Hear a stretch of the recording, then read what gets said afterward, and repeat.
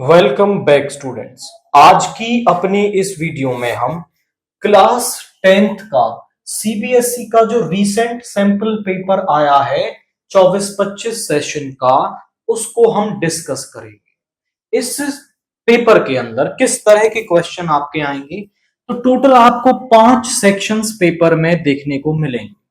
पहला सेक्शन जिसमें कि 18 एमसीक्यू प्लस 2 रीजन असर्शन के क्वेश्चन आपको देखने को मिलेंगे। ओवरऑल 20 मार्क्स का। यहां पर 21 टू 25 2 मार्क्स के 5 क्वेश्चंस होंगे जो 10 मार्क्स का हो गया। 26 टू 31 6 क्वेश्चंस होंगे जो 3 मार्क्स के 18 मार्क्स के हो गए। और 32 टू 35 आपके 4 क्वेश्चंस 5 मार्क्स के होंगे, 20 मार्क्स का हो गया।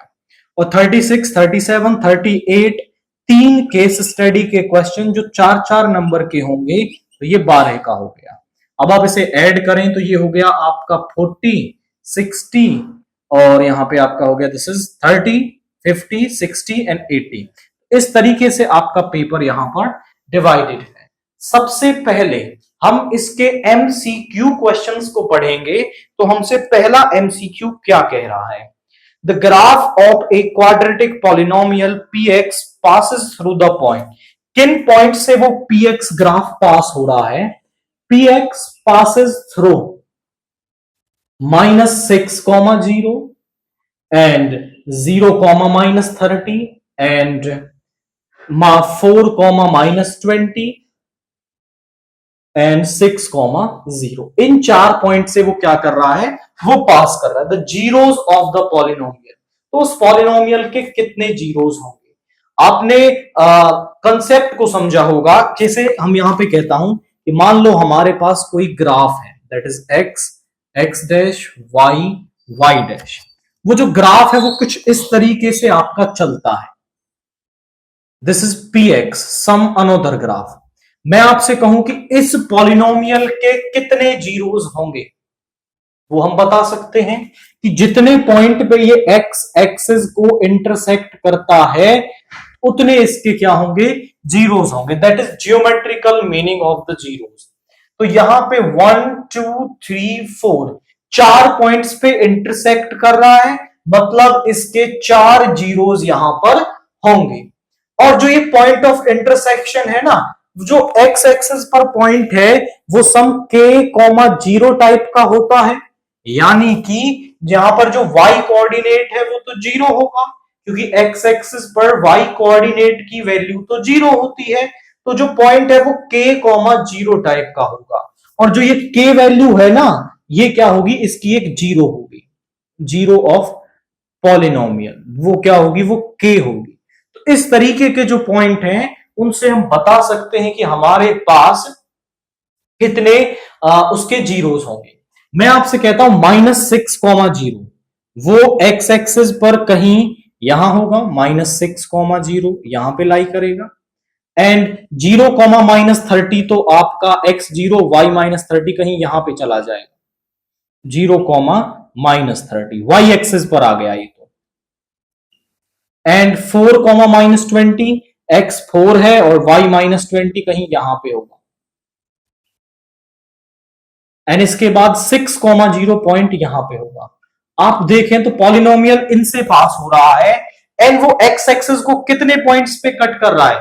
वो आपका केवल 2 पॉइंट ऐसे हैं जिन पे उसको क्या कर रहा है? कट कर रहा है।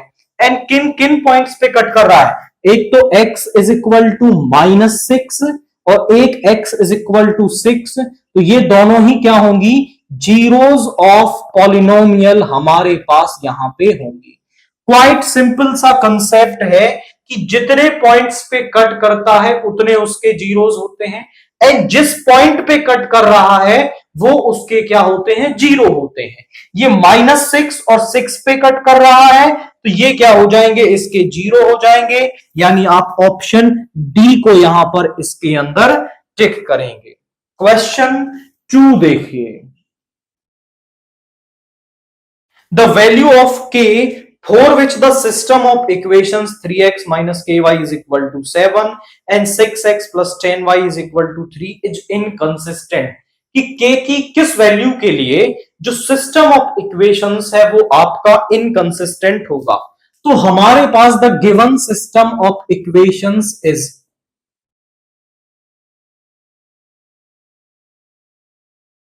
हमारे पास जो गिवन सिस्टम ऑफ इक्वेशन है वो क्या है जरा समझिए, वो है 3x minus k y is equal to 7 and 6x plus 10y is equal to 3। इन्हें फर्स्ट एंड सेकंड आप यहां पे नाम दे दीजिए। मैं आपको कंडीशंस रिकॉल करवाता हूं कि अगर हमारे पास a1x plus b1y plus c1 is equal to 0, a2x plus b2y plus c2 is equal to 0, ये दो linear equation in two variable है। तो जब ऐसा होगा कि a1 upon a2 is not equal to b1 upon b2, तो lines कैसी होती हैं? लाइंस होती हैं इंटरसेक्टिंग। और हमने अभी पढ़ा कि लाइंस जो है वो जितने पॉइंट्स पे कट करती हैं उसे हम क्या कहते हैं? उसके उतने सोल्यूशन होते हैं। मैं कह रहा हूं कि लाइंस इंटरसेक्टिंग है, मतलब एक पॉइंट पे कट करेंगी तो उनका होता है वन सोल्यूशन, या फिर इसको यूनिक सोल्यूशन भी कह देते हैं। और ये क्या हो गया? ये कंसिस्टेंट हो गया, क्योंकि सोल्यूशन तो मिल रहा है। एंड दूसरा केस आता है a1 upon a2 is equal to b1 upon b2 is equal to c1 upon c2। उस केस में लाइंस क्या होती हैं? कोइंसिडेंट होती हैं। और लाइंस कोइंसिडेंट होने का मतलब क्या है? एक ये लाइन और दूसरी लाइन भी इसके ऊपर। मैं आपसे पूछूं कितने पॉइंट पे कट कर रही है एक दूसरे को, तो आप कहेंगे कि सर इनफाइनाइट पॉइंट पे कट कर रही हैं, मतलब इनफाइनाइट सोल्यूशन है इसके। तो इसके हो गए इनफाइनाइट सोल्यूशन। अब सोल्यूशन मिलना चाहिए, चाहे एक मिले या इनफाइनाइट मिले, तो ये भी क्या हो गया? ये भी आपका कंसिस्टेंट है। एंड एक और केस बनता है a1 upon a2 is equal to b1 upon b2 is not equal to c1 upon c2। तो लाइंस क्या होती हैं? पैरेलल। पैरेलल मतलब अब दो लाइंस पैरेलल जा रही हैं, मैं आपसे पूछूं कि वो कितने पॉइंट्स पे कट करेंगी? आप बोले सर जब वो पैरेलल ही हैं तो कट ही क्या करेंगी? मतलब कट ही नहीं करेंगी। तो आप कह देंगे कि जब लाइंस पैरेलल हैं तो वो कट नहीं करेंगी। कट नहीं करेंगी मतलब नो सॉल्यूशन, और नो सॉल्यूशन का मतलब इनकंसिस्टेंट। जब आपको सॉल्यूशन नहीं मिल रहा है then the system of equations is inconsistent. तो वो यही कह रहा है कि k की वैल्यू बता दीजिए जिसके लिए जो सिस्टम ऑफ इक्वेशंस है वो इनकंसिस्टेंट हो। तो हम यहां पे कह पाएंगे, देखो a1 क्या है? यहां पे 3 है, b1 क्या है? यहां पे माइनस का k है, c1 क्या है? 7 है, a2 क्या है? मेरे पास 6 है, b2 क्या है? मेरे पास 10 है, और c2 क्या है? मेरे पास 3 है। a1 अपॉन a2 यानी 3 upon 6 minus k upon 10 is not equal to 7 upon 3। ये दोनों इक्वल है, आपस में इक्वल रख लेंगे, क्रॉस मल्टीप्लाई कर लो। 10 into 3 is equal to k into 6। अब 6 यहां डिवाइड में ले जाओ तो ये हो जाएगा k is equal to 10 into 3 over 6। 3 two जा 6, यहां पे आ गया 5 विच इंप्लाइज जो k की वैल्यू है। ओके, यहां पे ये माइनस का k है तो माइनस का k माइनस को इधर ले आएंगे तो ये हो जाएगा माइनस का 5। तो जो k की वैल्यू है वो मेरे पास क्या आ रही है? -5, यानी कि आप ऑप्शन बी को यहां पर टिक करेंगे। ये कंडीशंस अगर आपके माइंड में रहेंगी तो फिर आपको क्लियर हो जाएगा कि k की वैल्यू कौन सी कंडीशन में पुट करनी है। वो कह रहा था इनकंसिस्टेंट, तो वो ये केस होता है, और k की वैल्यू हमने यहां पर -5 निकाल दी है। नाउ क्वेश्चन 3 देखिए, which of the following statements is not true? इनमें से कौन सी स्टेटमेंट आपकी ट्रू नहीं है, ये हमें बताना है। अब मैं आपके लिए स्टेटमेंट्स पढ़ रहा हूं, आप सैंपल पेपर के अंदर पढ़ेंगे। पहली कंडीशन क्या दे रखी है? A number of secants can be drawn at any point on the circle. हमारे पास एक सर्कल है और उसके किसी भी एक पॉइंट से आपका नंबर ऑफ सीकेंड्स को ड्रा किया जा सकता है। जरा समझ लेते हैं पहली कंडीशन। कोई पॉइंट है आपका, ये सर्कल, इस सर्कल पे ये पॉइंट है, यहां एक सीकेंड बना सकता हूं, यहां पे एक सीकेंड बना सकता हूं, यहां पे एक सीकेंड बना सकता हूं, यहां पे एक सीकेंड बना सकता हूं। यानी आप ध्यान से देखें तो मैंने एक पॉइंट से कितने सारे सीकेंड्स बना दी है यहां पर।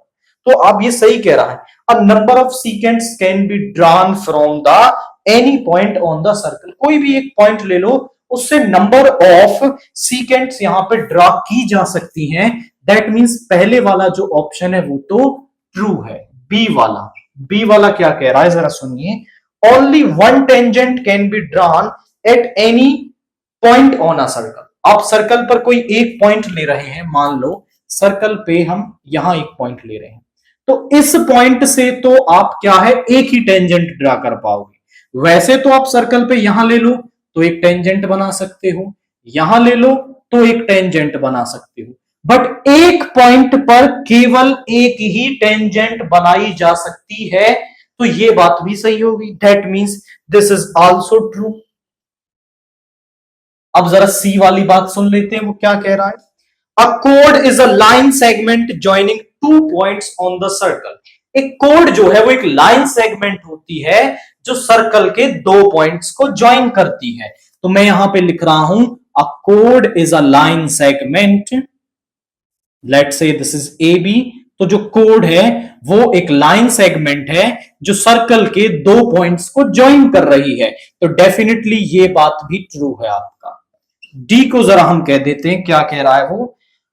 From A point inside a circle only to tangents can be drawn. अब देखो वो जरा क्या कह रहा है कि सर्कल के अंदर एक पॉइंट है और उससे केवल एक टेंजेंट ड्रा की जा सकती है। पहली बात तो इस पॉइंट से जब आप लाइन पास करवाओगे ना, वो या तो सीकेंट या कोड होगी। अंदर जब पॉइंट है तो उस पर तो टेंजेंट बनाई ही नहीं जा सकती। टेंजेंट बनती है आउटर लेयर पर, जो भी पॉइंट है उन पर आप टेंजेंट बना सकते हो, बट सर्कल के अंदर तो टेंजेंट नहीं बना सकते। तो यही जो वाला पार्ट है वो नॉट ट्रू है, यानी क्वेश्चन का आंसर यही है। क्योंकि क्वेश्चन तो यही पूछ रहा है ना कि चारों स्टेटमेंट्स में से कौन सी स्टेटमेंट आपकी नॉट ट्रू है। That is option D. इसको आप यहां पे टिक करेंगे। क्वेश्चन 4 देखिए। If nth term of AP is 7n-4। Question 4 है हमारे पास, nth टर्म है हमारे पास 7n-4, then the common difference of the AP. तो मुझे डी निकालना है। अब डी निकालने की कंडीशन हमारे माइंड में क्लियर है कि डी को कैसे निकाला जाता है। डी को निकालने के लिए मुझे दो कॉन्जिक्यूटिव टर्म्स का क्या चाहिए, डिफरेंस चाहिए। यानी a2 माइनस a1 मैं कर दूं तो मुझे कॉमन डिफरेंस मिल जाएगा। तो कॉमन डिफरेंस को यदि निकालना है तो a2 माइनस a1 कर दो। अब यहां पर जो ये an हमें दे दिया है, इससे मैं इस एपी की कोई भी टर्म निकाल सकता हूं। मतलब हम n की जगह 1 रख देंगे तो यहां पे आ जाएगा a1, 7 इंटू 1 माइनस 4, यानी 7 माइनस 4, ये हो गया 3। ये मुझे मिल गई पहली टर्म।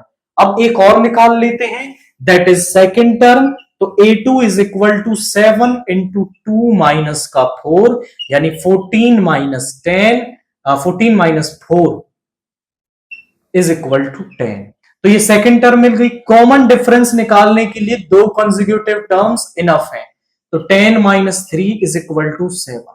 आप चाहो तो a3 माइनस a2 कर सकते हो, बस हमें कॉमन डिफरेंस चाहिए। उसके लिए हमारे पास दो कंसेक्यूटिव टर्म मिलनी चाहिए और फिर हम कॉमन डिफरेंस इसका इजीली बता पाएंगे। That is option A. इसको आप यहां पर इसके अंदर टिक करेंगे। क्वेश्चन 5 देखिए। The radius of the base of a right circular cone and the radius of the sphere are each 5 centimeter in length. If the volume of the cone is equal to the volume of sphere, then the height of the cone is। हमारे पास एक तो sphere है और एक right circular cone है। हम कह रहे हैं कि यहां पे एक स्फेयर है जिसकी की जो रेडियस है वो 5 सेंटीमीटर है, एंड एक राइट सर्कुलर कॉन है। और राइट सर्कुलर कोन की भी जो रेडियस है वो 5 सेंटीमीटर है। ऐसा मान लेते हैं उसकी हाइट h है। वो कह रहा है कि दोनों का जो वॉल्यूम है इक्वल है, तो इस कोन की जो हाइट है वो हमें यहां पर बतानी है। तो मैं कह सकता हूं कि volume of sphere is equal to volume of cone. तो वॉल्यूम ऑफ स्फीयर जो है वो वॉल्यूम ऑफ कोन के इक्वल होगा। और वॉल्यूम ऑफ स्फीयर का फॉर्मूला होता है आपके पास 4/3 पाई आर क्यूब, एंड यहां पे इसका होता है वॉल्यूम ऑफ कौन होता है 1/3 of pi r square h. देखो 3 से 3 कैंसिल हो जाएगा, दोनों के डिवाइड में है। पाई से पाई कैंसिल हो जाएगा। 4 इंटू यहां पे है 5 का क्यूब और यहां पे है 5 का स्क्वेयर इंटू में एच, इधर डिवाइड में ले आओ। h is equal to 4 into 5 का क्यूब अपॉन 5 का स्क्वेयर। ऊपर चली जाएगी पावर, 4 इंटू 5 की पावर 3 माइनस 2, यानी यहां पे आ गया 5, तो ये हो गया 20। यानी जो हाइट ऑफ द कोन है वो 20 सेंटीमीटर है। यानी आप की कंसेप्ट क्या लगाओगे कि दोनों की वॉल्यूम्स को इक्वल रख दोगे, वहां सारी टर्म्स आप पुट कर सकते हैं, केवल h ऐसा बच जाएगा जिसकी वैल्यू हमें नहीं मिलेगी। तो h की भी वैल्यू हम यहां से कैलकुलेट करके निकाल लेंगे by equating the volumes of sphere and right circular cone. Question 6 देखिए, we had tan theta is equal to 5/2 and वो कह रहा है कि आप वैल्यू बता दीजिए किसकी, 4 sin थीटा की प्लस cos थीटा अपॉन में 4 sin theta minus cos theta. अब इसमें हम इसकी वैल्यू कैसे निकालेंगे। मैंने आज ये क्वेश्चन क्लास में पूछा तो बच्चे क्या कह रहे हैं, सर यहाँ tan थीटा हमारे पास है तो साइन और cos हम कैलकुलेट कर लेंगे यूजिंग पीबीपी ओवर एचएचबी और फिर हमें इसकी वैल्यू मिल जाएगी। डेफिनेटली करेक्ट मेथड है, बट ऑप्शन टाइप के हिसाब से थोड़ा सा लॉन्ग है। तो यहां पे हम शॉर्ट में कैसे कर सकते हैं, शॉर्ट में हम ऐसे कर सकते हैं, dividing the numerator and denominator by cos theta and denominator by cos theta. Cos theta से डिवाइड कर दिया तो यहां पे आ गया 4 sin theta plus cos theta, numerator के अपॉन में आ गया और डेनोमिनेटर के भी अपॉन में आ गया। आप बोले सर क्या हम ऐसा कर सकते हैं, डेफिनेटली हम ऐसा कर सकते हैं, क्योंकि cos थीटा से cos थीटा कैंसिल हो जाएगा, वापस पहले जैसी टर्म बन जाएगी। अब ये cos थीटा को मैं दोनों के अपॉन में लिख सकता हूं, 4 sin theta upon cos theta is tan theta और यहां पे 1 और यहां पे हो गया 4 sin theta 4 tan theta minus 1, तो यहां पे आ गया that is 4 into 5/2 plus 1 upon 4 into 5/2 minus का 1, 2 से 2 टाइम्स 2 से 2 टाइम्स, यहां पे आ गया 10 प्लस 1 ओवर यहां पे 10 माइनस 1 दैट इज 11 ओवर 9, यानी कि आप यहां पे ऑप्शन ए को इसके अंदर टिक करेंगे। अब दूसरा मेथड इसके लिए क्या हो सकता है वो भी मैं थोड़ा हिंट कर देता हूं आपको, वैसे ऐसे भी कर सकते हो और उस मेथड से भी कर सकते हैं। tan थीटा है हमारे पास क्या, वो है हमारे पास 5/2। tan थीटा हमारे पास क्या होता है, PBP over H H B. tan theta होता है परपेंडिकुलर ओवर बेस। अब परपेंडिकुलर ओवर बेस का रेशियो है मेरे पास 5/2, तो यहां से मैं कह सकता हूं perpendicular is equal to 5k and base is equal to 2k। अब जनरली ऐसा होता है कि इस केस में k नहीं लगाया जाता, k लगाना है। आप बोले सर क्यों लगाना है, तो वो समझो, यहां पे मुझे परपेंडिकुलर ओवर बेस का रेशियो दे रखा है। अब ये जरूरी थोड़ी है रेशियो हो सकता है 10/4 रहा हो, परपेंडिकुलर और बेस रहा हो 4, वो कैंसिल करने के बाद यहां पे 5/2 लिखा हो, तो ये तो रेशियो है। मैं ये मानता हूं कि k टाइम्स कैंसिल करके वो नंबर हमारे पास ये आ रहा है। अब यहां से परपेंडिकुलर है बेस है, हाइपोटेनियस हम निकाल सकते हैं, परपेंडिकुलर का स्क्वायर प्लस बेस का स्क्वायर उसका रूट, यहां पे आ गया 25 of k square plus 4k square ये हो जाएगा √29k², और इसे लिख सकते हो √29k। अब यहां पे आप, अब इस क्वेश्चन के लिए साइन और कॉस चाहिए, तो साइन थीटा मेरे पास क्या होता है, वो होता है परपेंडिकुलर ओवर हाइपोटेनियस, यानी 5k अपॉन √29k, तो ये आ गया 5/√29। और अगर आप cos थीटा निकालेंगे, that is base over hypotenuse, यानी जो बेस है हमारे पास, base is 2k over √29k, k से k कैंसिल हो गया, 2 ओवर √29। अब इससे आगे आप साइन और कॉस की वैल्यू यहां रख देंगे, तो इस टर्म की वैल्यू आपको मिल जाएगी। इट्स अप टू यू, आपको जो भी मेथड इसमें से कन्वीनियंट लगता है उसके साथ आप क्वेश्चन को सॉल्व करेंगे। अब ये कन्वीनियंस आपकी है, आप इससे सॉल्व करना चाहें या फिर आपको ऊपर वाला कन्वीनियंट लग रहा है तो उससे भी आप इसे सॉल्व कर सकते हैं। नाउ क्वेश्चन 7 देखिए। In the given figure a tangent has been drawn at point P। इस पॉइंट P पर एक टेंजेंट को हमने ड्रॉ कर दिया है, एंड वो कह रहा है इन सर्कल सेंटर्ड एट O। इस सर्कल का जो सेंटर है वो O है, O पर है। जो TPQ एंगल है, TPQ ये बड़े वाला एंगल, वो 110 डिग्री का दे रखा है। तो POQ मुझे बताना है कि कितना होगा ये वाला angle. This POQ means that angle मुझे यहां पर बताना है। अब जरा आप समझो कि यहां पर हम कैसे निकाल लें। ये पूरा मुझे पता है, ये वाला एंगल भी मैं जानता हूं कि ये वाला जो एंगल है वो 90 डिग्री का बनेगा। आप कहेंगे सिंस OP इज रेडियस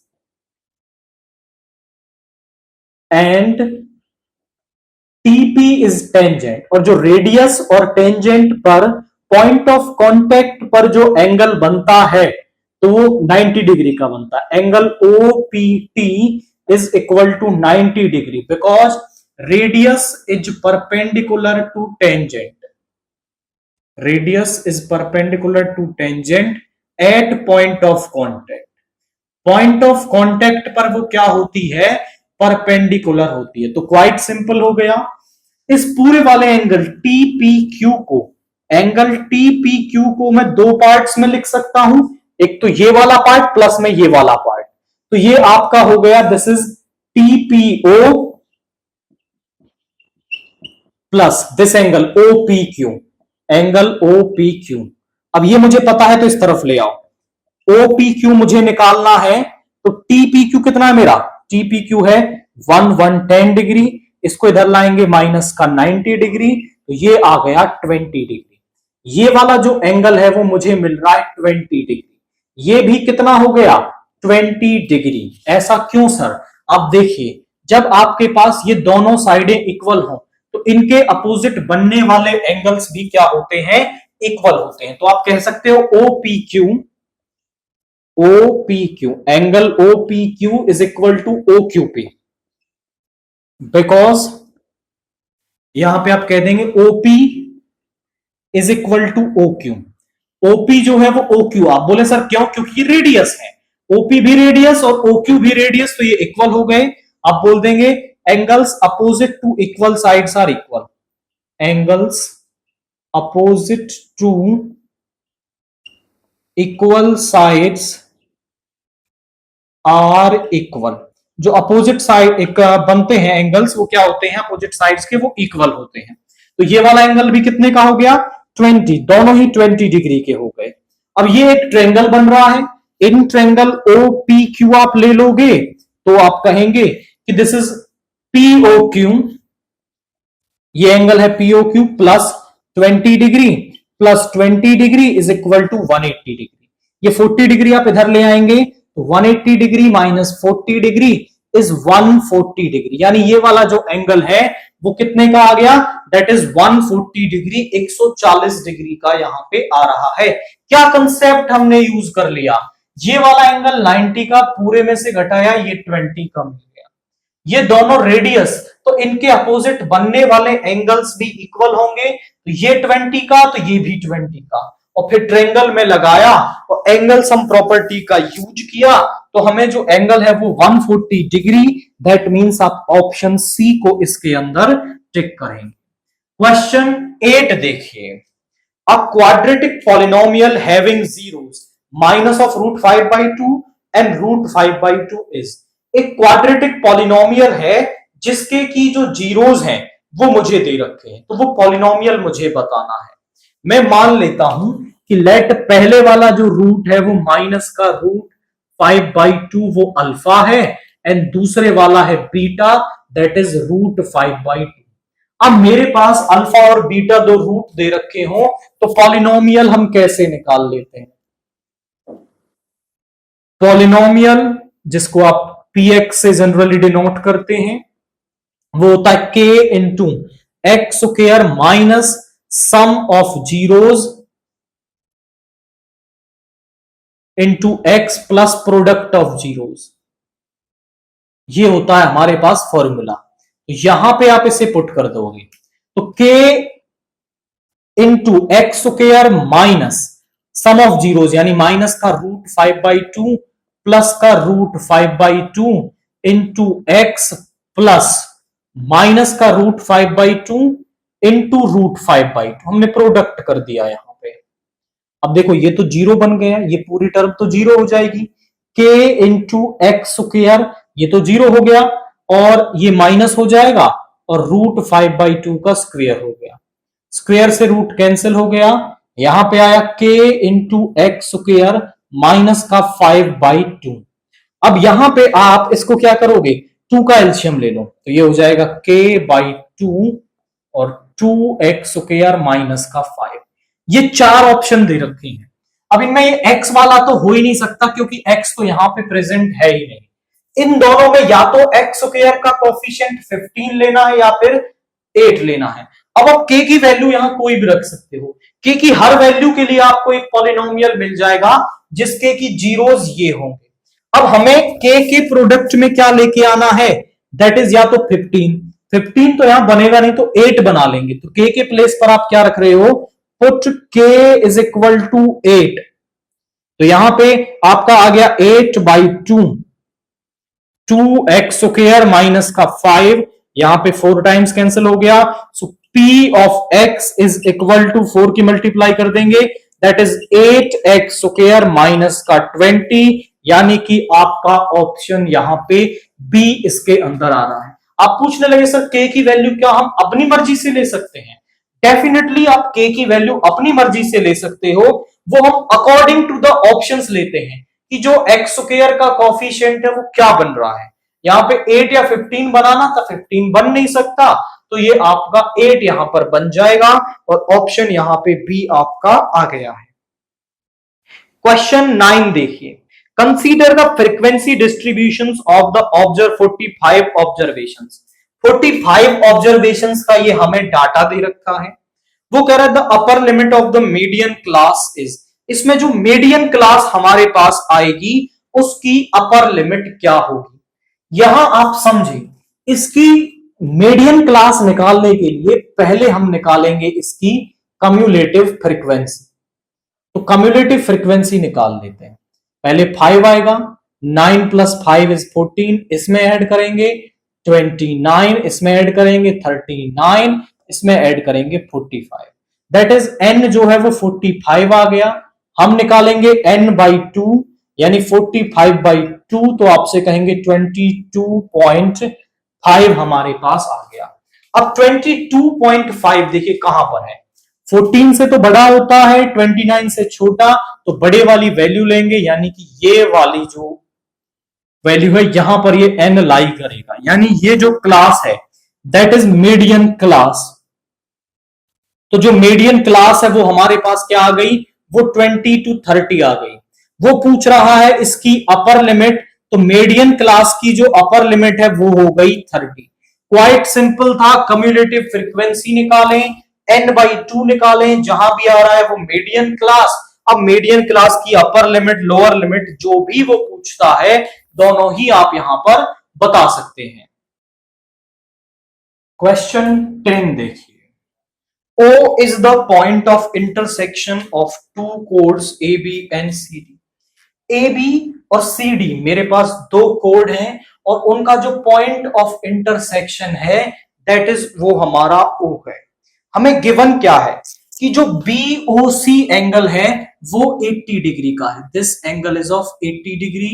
तो ये वाला एंगल भी कितने का हो जाएगा 80 डिग्री का, और ये दोनों साइडें आपस में क्या है इक्वल है। तो मैं कह सकता हूं कि angle BOC is equal to, BOC जो एंगल है वो आपका एंगल डीओए के इक्वल होगा, because they are vertically opposite angle, vertically opposite angle, that's why ये क्या होंगे आपके इक्वल होंगे। अब ये दोनों ट्रेंगल्स कैसे हैं वो ये पूछ रहा है। अब यहां पे दोनों का एक एक एंगल 80 डिग्री का आ गया, मतलब वो इक्विलेटरल तो नहीं हो सकते, क्योंकि ट्रेंगल इक्विलेटरल तब होता है जब उसके सारे एंगल 60 डिग्री के हों, यानी इक्विलेटरल वाला ऑप्शन तो कैंसिल हो गया। दूसरा, ये वाला जो ट्रेंगल है वो आपको आइसोस्केलस दे रखा है, तो वो दोनों के बारे में पूछ रहा है, तो यहां पर आपका आइसोस्केलस वाला ऑप्शन होगा, बट सिमिलर या नॉट सिमिलर ये हम अभी चेक करेंगे। अब यहां पे आप देखिए, ये जो ट्रेंगल है इसमें ये दोनों साइडें इक्वल हैं। अगर ट्रेंगल ऐसा हो कि उसमें अपोजिट साइडें इक्वल हों, तो उनके अपोजिट बनने वाले जो एंगल हैं वो भी क्या होते हैं इक्वल होते हैं। यानी कि ये जो एंगल है ODA, angle ODA is equal to angle OAD। आप बोलेंगे angles opposite to equal sides are equal, equal sides के अपोजिट में बनने वाला जो एंगल है वो क्या होते हैं इक्वल होते हैं। इन दोनों को मैं कुछ मान लेता हूं, let angle ODA is equal to OAD, इन्हें हम नाम दे दिया कुछ x।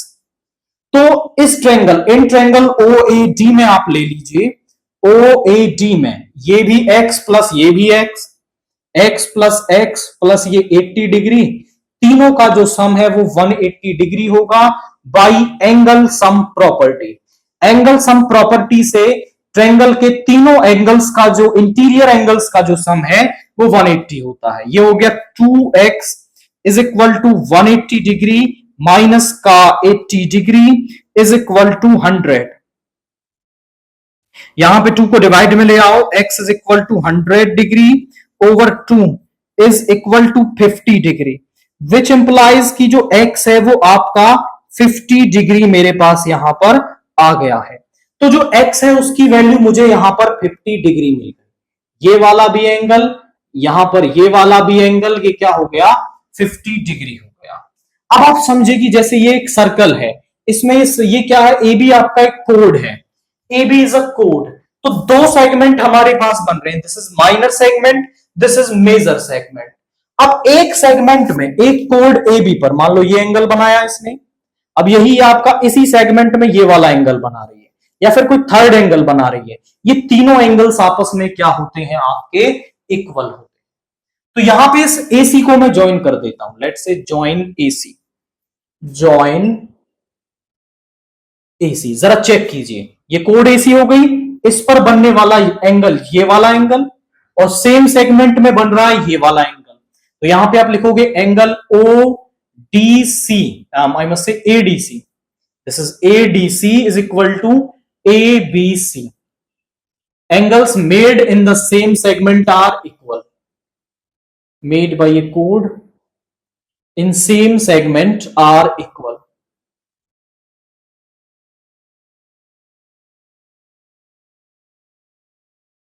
Same segment are equal, तो वो क्या होते हैं इक्वल होते हैं। तो ये वाला 50 का है तो ये वाला भी 50 का हो गया। अब आप ध्यान से देखें तो ये 80 का ये 50 का, एंगल सम प्रॉपर्टी का यूज करके इन ट्रेंगल OBC हम कर लेते हैं। In triangle OBC 80 degree plus 50 degree plus OCB, इन सभी का जो सम है वो 180 डिग्री होगा। ये 130 हो गया, इधर ले आओ, angle OCB is equal to 180 degree minus का 50 डिग्री इज इक्वल टू आपका 130 इज 50 डिग्री। तो ये भी 50 डिग्री का आ गया। अब आप चेक करें तो इन दोनों ट्रायंगल्स के अंदर, in triangle ODA and OBC के अंदर आप ले लें, in triangle ODA and OBC के अंदर हम ले लेंगे, तो आप देखिए angle O is equal to angle O, ये होगा, या फिर आप इसे पूरा करके लिख सकते हो, this is angle DOA is equal to angle BOA and ODA, angle ODA is equal to OBA, ये भी इक्वल है, and angle OAD is equal to angle OAB आपका OCB, ओके A नहीं है, ये C है, दैट इज C, तो BOC OBC and O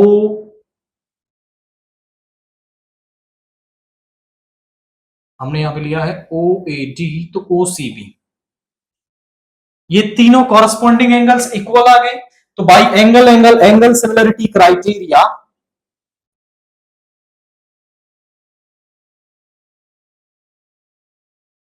यहां पे हम क्या कह सकते हैं कि angle ODA, sorry triangle ODA is similar to triangle OBC, यानी ये आइसोस्केलस भी है, ये आइसोस्केलस भी है। अगर आपके ये दोनों एंगल्स इक्वल हैं तो इनके अपोजिट बनने वाली साइड भी क्या होगी, इक्वल। एंगल इक्वल है तो साइड इक्वल होती है, साइड इक्वल है तो एंगल इक्वल होते हैं। अब आप बोले सर क्वेश्चन तो एक ही नंबर का था, इतना बड़ा बड़ा लिख दिया आपने, तो मैंने इस क्वेश्चन को इस तरीके से सॉल्व किया है। अगर ये 3 मार्क्स में या 5 मार्क्स में आता है तो आप इसे ऐसे सॉल्व करेंगे, अदरवाइज तो आप वहीं माइंड में सारी कैलकुलेशंस कर सकते हैं एंड यहां पे बता सकते हैं कि ये वाला जो पार्ट है वो आपका isosceles and similar, that means आप ऑप्शन बी को इसके अंदर यहां पे टिक करेंगे। क्वेश्चन 11 देखिए, the roots of the quadratic equation x square plus x minus 1 are. हमारे पास एक क्वाड्रेटिक इक्वेशन है, इसको नाम दो फर्स्ट। इसके रूट्स कैसे होंगे, वो irrational, distinct, not real, rational या रियल एंड इक्वल। तो सारी जो बातें हैं वो डिपेंड करती हैं डिस्क्रिमिनेंट पर। पहले तो इसे कंपेयर कर लो, कंपेयरिंग फर्स्ट विद, किसके साथ कंपेयर कर लेंगे, इसको हम स्टैंडर्ड फॉर्म के साथ कंपेयर कर लेते हैं, plus c is equal to 0। तो हमारे पास जो ए है वो क्या आ गया 1, बी है वो भी 1 और जो सी है वो -1 आ गया। डिस्क्रिमिनेंट डी जो है, डिस्क्रिमिनेंट डी हमारे पास क्या होता है, बी स्क्वेयर माइनस 4ac। अगर ये जो डी है वो ग्रेटर देन 0, वो होता है हमारे पास रियल एंड डिस्टिंक्ट। रूट कैसे होंगे, अगर डी ग्रेटर इक्वल टू 0 हो जाता है तो roots are real and equal हो जाते हैं, एंड अगर ये आपका डी जो है वो लेस देन 0 हो जाता है, नो रियल रूट एग्जिस्ट। तो यहां पे हम डी निकाल लेते हैं, D will be B square यानी 1 का स्क्वायर माइनस 4, ए यानी कि आपका आ गया 1 और सी यानी कि माइनस का 1। तो यहां पे आ गया 1 प्लस 4 दैट इज 5, यानी ग्रेटर देन 0। तो रूट्स होंगे आपके रियल एंड डिस्टिंक्ट। अब आप ऑप्शंस को देखें तो irrational and distinct, rational and distinct, not real, real and equal. तो डिस्टिंक्ट तो दे रखा है बट उसके साथ रियल नहीं दे रखा, इरेशनल और रैशनल दे रखा है। रैशनल भी रियल नंबर होते हैं और इरेशनल भी रियल नंबर होते हैं, मतलब हमें इसको थोड़ा आगे और फिल्ट्रेट करना पड़ेगा कि रूट रैशनल मिलेंगे या इरेशनल मिलेंगे। तो हम जो रूट्स है ना वो निकाल लेते हैं, minus B plus minus B square minus 4ac upon 2a। अगर ये रूट के अंदर आने वाली टर्म जो कि आपका कुछ और नहीं डी ही है, अगर ये ऐसा नंबर आती है जिसका कि परफेक्ट स्क्वायर हो, जो एक परफेक्ट स्क्वायर हो, तो फिर इसका रूट मिल जाएगा और रूट मिलने के बाद फिर जो रूट्स है वो क्या होंगे, वो आपके होंगे रैशनल एंड डिस्टिंक्ट। लेकिन अगर जो ये डी है वो बी स्क्वायर माइनस 4ac ऐसा आ जाए, नॉट अ परफेक्ट स्क्वायर, वो एक परफेक्ट स्क्वायर ना हो। अब परफेक्ट स्क्वायर नहीं हुआ तो वो रूट के अंदर रह जाएगा, रूट के अंदर रह जाएगा, परफेक्ट स्क्वायर नहीं होगा, इर्रेशनल हो जाएगा। दैट मींस तब केस में रूट्स क्या बनेंगे आपके, इर्रेशनल एंड डिस्टिंक्ट बनेंगे। तो अब जरा चेक कर लेते हैं, हमारा 5 आ रहा है, that means root 5 not a perfect square, not a perfect square. तो आप क्या कह देंगे कि जो ये वाले जो रूट है आपके वो क्या होंगे, वो आपके पास यहां पे इर्रेशनल एंड डिस्टिंक्ट होंगे। क्वेश्चन 12 देखिए, if theta is equal to 30 degree then the value of 3 tan theta।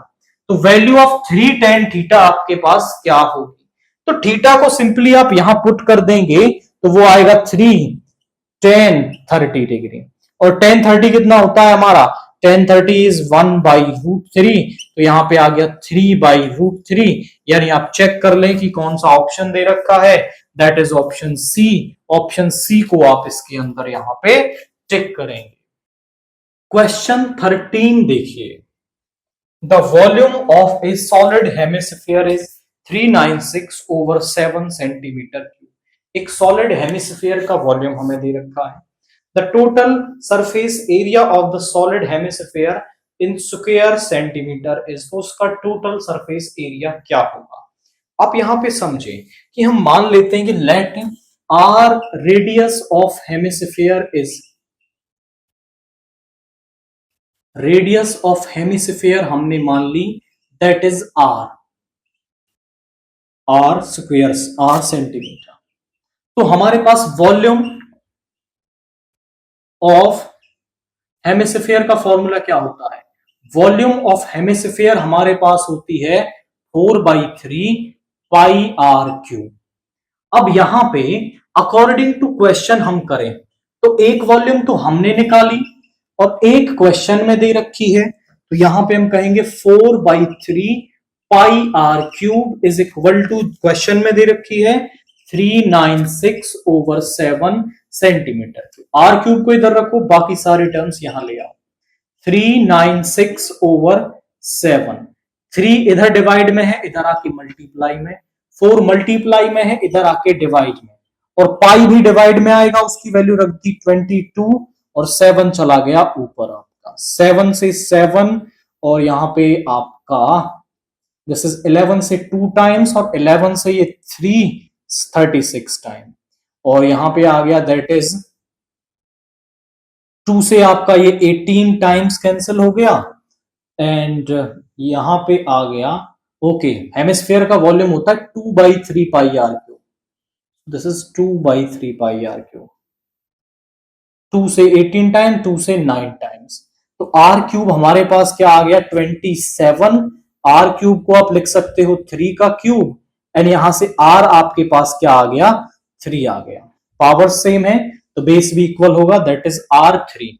वो कह रहा है total surface area of hemisphere, तो total surface area curved surface area plus में सर्कुलर पार्ट का एरिया, तो total surface area of hemisphere क्या होता है, total surface area of hemisphere वो हमारे पास होता है 3 pi r square. 3 pi is 22/7, r is 3 into 3, तो यहां पे हमारे पास आ जाएगा 20, दिस इज 66, ये कर लो आप 9, 198 into 3/7,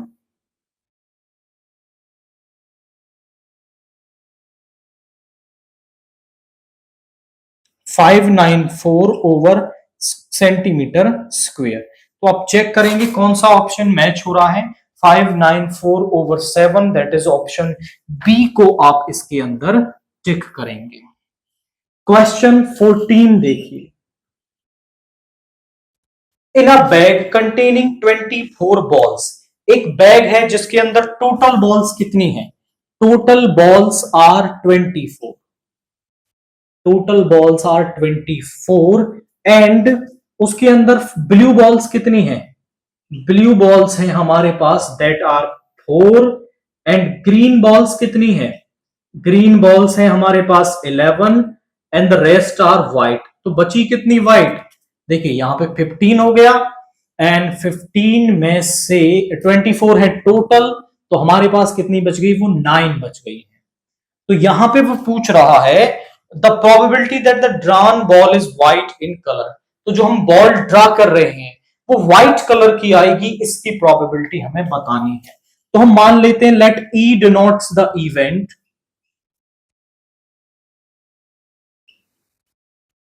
of getting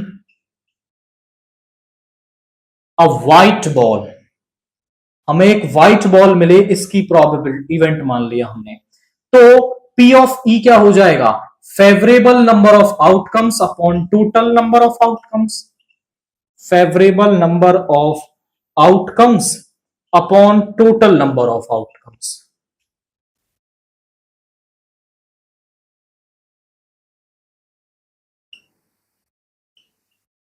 favourable number of outcomes कितनी है हमारे पास? व्हाइट की, दैट इज 9, टोटल है 24, तो यहां पे हो गया आपका 3/8। तो probability of getting a white ball हमारे पास कितनी आ जाएगी? 3/8 हमारे पास आ जाएगी। क्वेश्चन 15 देखिए। क्वेश्चन 15 हमसे क्या कह रहा है? The point on the X axis nearest to the point. हमारे पास एक्स एक्सिस है, ये this is X axis, this is Y axis. Y axis पर जो पॉइंट है वो जा रहे हैं आपके दैट आर 5 तक गए हैं। 1 2 3 4 5 एंड 6। यहां पे ले लो -1 -2 -3 -4। यहां पे ले लो -1 -2 -3 -4। यहां पे ले लो 1 2 3। वो कह रहा है एक पॉइंट है, we have a point that is -4 comma minus का 5। The point on X axis nearest to the point. -4 comma -5 कहां होगा? -4 कॉमा -5 होगा यहां पे। -4 कॉमा -5 यहां पे आ गया। अब इन जो पॉइंट है हमारे पास ऑप्शंस में दे रखे हैं, इनमें सबसे नियरेस्ट कौन होगा इसकी, जो एक्स एक्सिस पर आ रहे हैं आपके? दिस इज -5 ले लो। पहला पॉइंट है 0,0, एक्स एक्सिस पर आ रहा है ये वाला पॉइंट। एक तो ये है, मैं उनको रेड कलर से करता हूं। एक तो ये वाला पॉइंट है, दूसरा वो कह रहा है दैट इज -4,0। एक यहीं पे है, ये रहा, ये -4,0 है आपका। दूसरा -5,0, एक ये रहा यहां पे, और एक है √41। √41 को आप देखेंगे ना, तो √41 का आप सॉल्व करो, तो 41 को जब आप सॉल्व करेंगे तो 6 6 जा 36, यानी 6 पॉइंट समथिंग वैल्यू आएगी, तो वो आपका कहीं यहां पे होगा।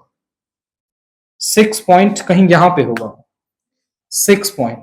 अब आपसे वो पूछ रहा है कि इस लाइन पर ये जो पॉइंट है, इनको सबको मैं ज्वाइन कर दूं इस पॉइंट से, तो इनमें सबसे नजदीक जो पॉइंट है वो इस पॉइंट के कौन है?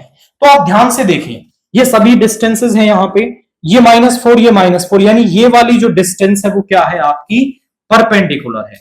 तो हमारे पास एक ज्योमेट्री में कह सकते हो रिजल्ट है कि यहां पे कोई पॉइंट है और इस पॉइंट से लाइन ड्रा कर रहे हो आप इस वाली लाइन पर बहुत सारी, तो जो इनमें परपेंडिकुलर होगी ना, जो इस लाइन पर परपेंडिकुलर होगी, वो वाला जो पॉइंट है यानी उसका जो फुट है वो इसके सबसे क्या होगा? नियरेस्ट होगा। मतलब मैं कह सकता हूं कि ये वाली जो डिस्टेंस है वो सबसे कम होगी जो परपेंडिकुलर होगी, क्योंकि ये बाकी डिस्टेंस भी कुछ ना कुछ मिलेंगी और ये कुछ ज्यादा होंगी, बट ये जो परपेंडिकुलर वाली डिस्टेंस है ये क्या होगी? ये सबसे कम होगी। और ये भी -4 ये भी -4, लाइन सीधी है, वो एक्स एक्सिस पर परपेंडिकुलर होगी, यानी कि ये वाली डिस्टेंस सबसे छोटी। अब डिस्टेंस सबसे छोटी, तो ये -4,0 जो पॉइंट है वो क्या हो जाएगा? वो इसके एकदम नजदीक हो जाएगा। ये डिस्टेंस बड़ी है, ये भी बड़ी है, अब जितनी दूरी कम होगी उतना नजदीक हो जाएगा, तो आप इसमें टिक करेंगे -4,0, दैट इज ऑप्शन बी जो है वो आपका गिवन पॉइंट के क्या होगा? नियरेस्ट होगा। क्वेश्चन 16 को देखिए। What the question 16 is saying, which of the following data gives the middlemost observation of the data? किसी भी डाटा का मिडल मोस्ट ऑब्जर्वेशन हमें कैसे मिलता है? किसी भी डाटा का जो मिडल मोस्ट ऑब्जर्वेशन है वो हमारे पास क्या होता है, option A, that is median. Median क्या होता है, किसी भी डाटा का मिडल मोस्ट ऑब्जर्वेशन होता है। क्वेश्चन 17 देखिए, a point on the x-axis divides the line segment joining the points in the ratio 1:2.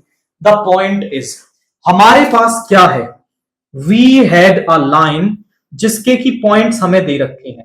एक लाइन है जिसके पॉइंट है 2,2,-3 एंड बी है हमारे पास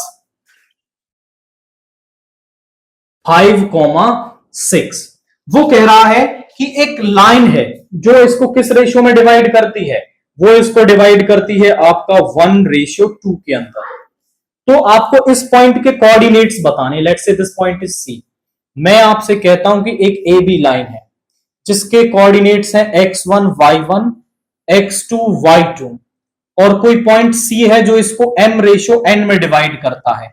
तो कोऑर्डिनेट्स ऑफ सी हमारे पास सेक्शन फॉर्मूला क्या होते हैं, m की मल्टीप्लाई इधर n की इधर, mx2 plus nx1 over m plus n, और यहां पे my2 plus ny1 over m plus n, ये उसके क्या होते हैं, कोऑर्डिनेट्स होते हैं।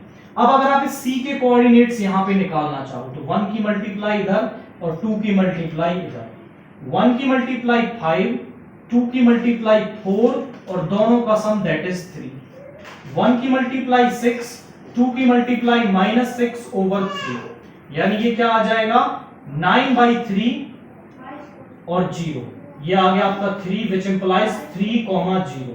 तो आपके पास जो C पॉइंट है उसके कोऑर्डिनेट्स क्या आ गए, दैट आर 3,0 आपके पास यहां पे आ गए हैं। एक और तरीका भी है, क्योंकि जो पॉइंट है वो x एक्सिस पे लाई करता है तो उसका y कोऑर्डिनेट तो यहां पे क्या होगा, 0 होगा, यानी दो ऑप्शंस को तो आप वैसे ही एलिमिनेट कर सकते हो।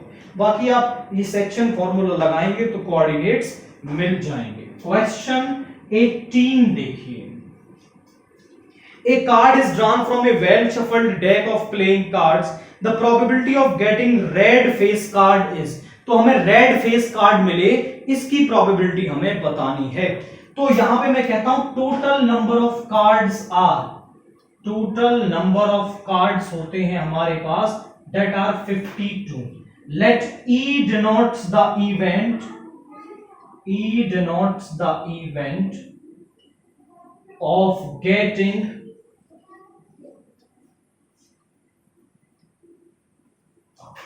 Red face card.